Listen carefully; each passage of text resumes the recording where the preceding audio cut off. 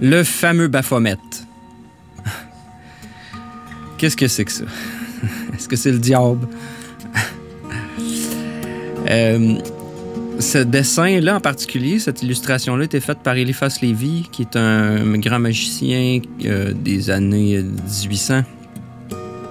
Dans son livre sur le traité de la magie blanche, là, la haute magie, on lit ici en particulier un petit bout.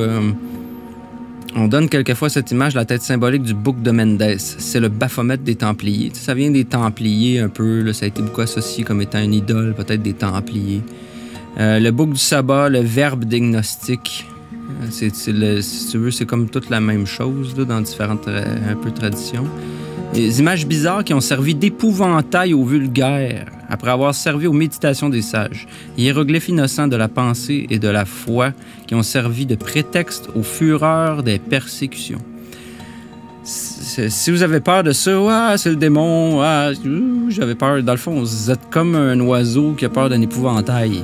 C'est un peu ça qui se passe avec cette image-là. Là. Les gens ont peur. C'est le diable, c'est démoniaque, on s'en va, on a peur.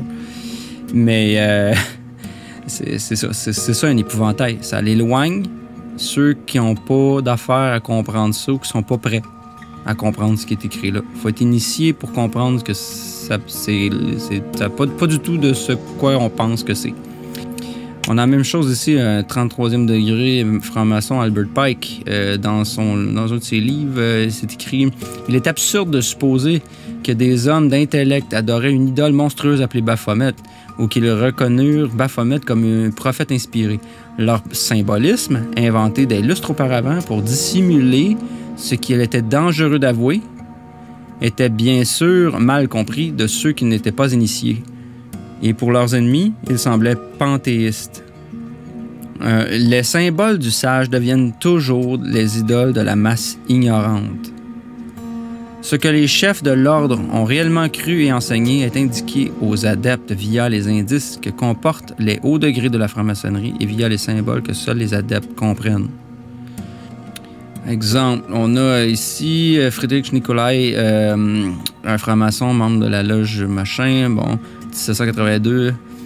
Il écrit ici « Je ne crois donc pas que Baphométus ait le moindre rapport avec Mahomet. » Parce qu'il y a certaines personnes qui ont annoncé l'idée que, dans, mettons, différentes possibilités ici de ce que c'est le Baphomet, là. Une déformation de Mahomet, le prophète de l'islam, dans ce cas de figure.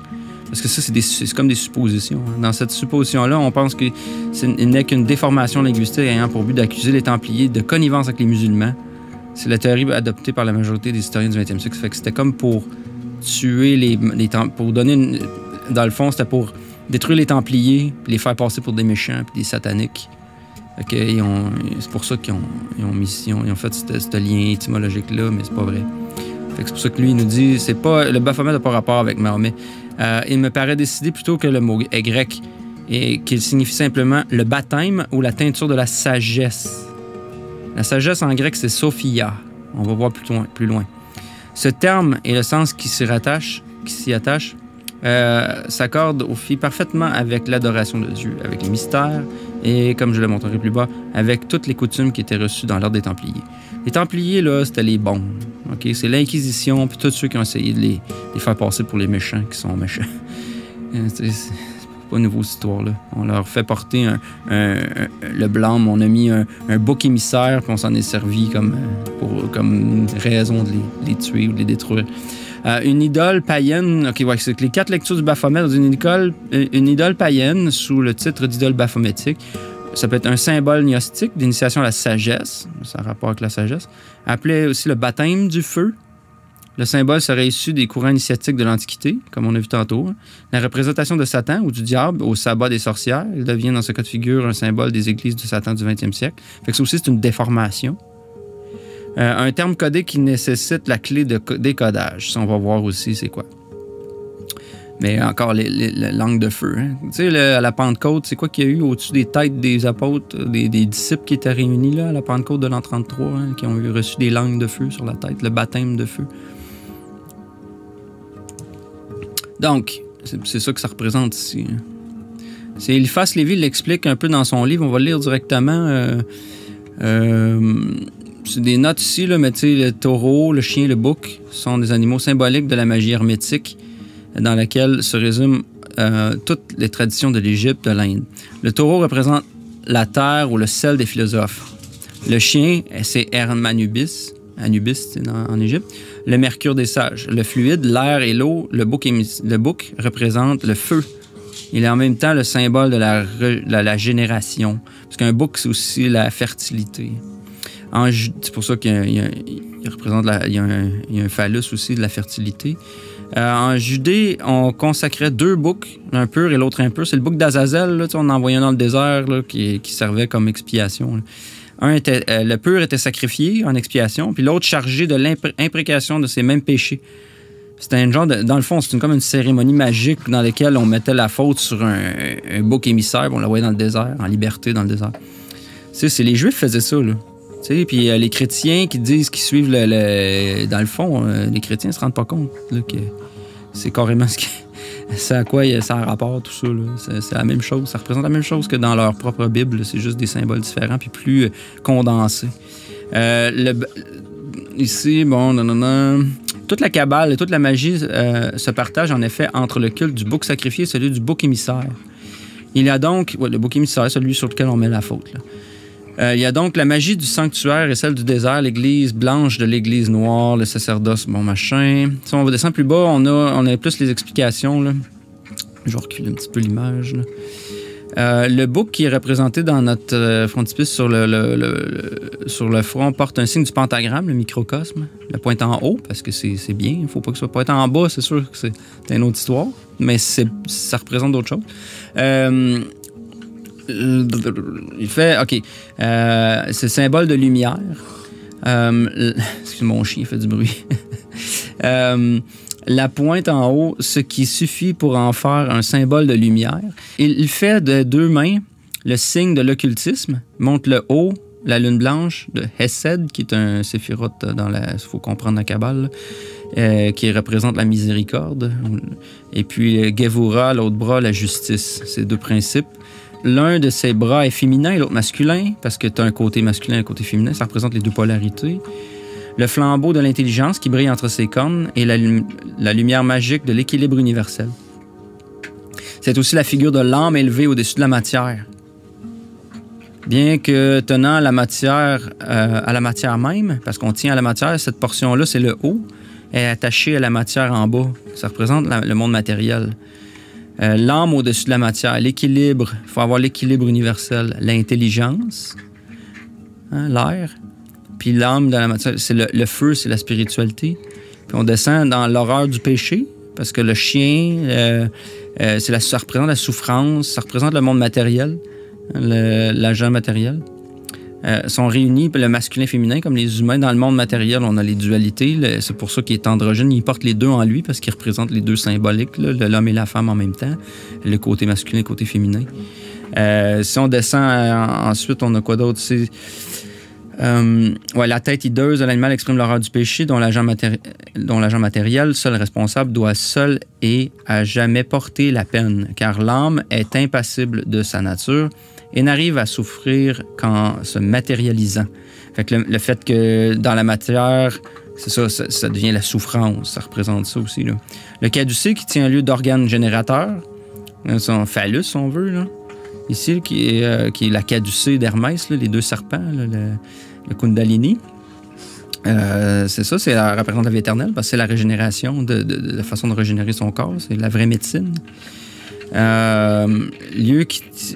ça, qui tient lieu d'organe générateur, représente la vie éternelle. Le ventre couvert d'écailles, c'est l'eau, représente l'eau. Le cercle qui est au-dessus, l'atmosphère. Les plumes qui viennent ensuite, dont l'emblème du volatile, parce qu'il y a des... Puis le volatile, c'est 2... c'est représenté par ses ailes.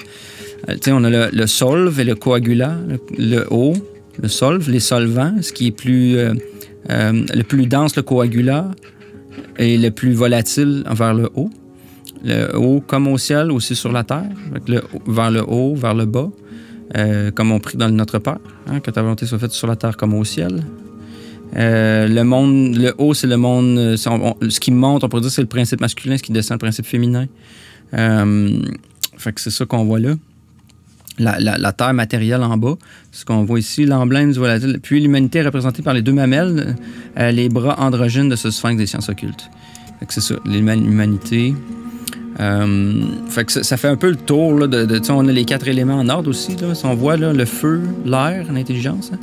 Après ça, on a l'eau ici. Après ça, on a la terre en bas. On a ces pattes de bouc aussi. C'est comme le Capricorne, c'est un signe de terre aussi. C'est un peu lié au Capricorne dans ce sens-là. Capricorne, c'est le bouc émissaire. Fait que ça fait un petit peu le tour de la symbolique vite, là. Puis il y a plein de niveaux à ça, encore de plus que ça. On peut aller profondément là-dedans, là. Mais déjà, juste ça, c'est le sphinx occulte, si on veut. Un sphinx, c'est un peu comme, tu sais, le sphinx en Égypte, là, c'est un corps de lion avec une tête d'homme, ou les 4 chérubins là, dans Révélation, dans Ézéchiel.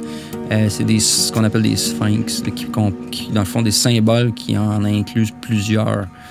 Maintenant, une des choses que j'ai trouvées dans mes recherches que je trouve vraiment intéressant puis qui prouve tous les points, c'est que le mot Baphomet, c'est un occultiste, là, un kabbaliste, je me rappelle plus, Restoration of the Breach, son canal.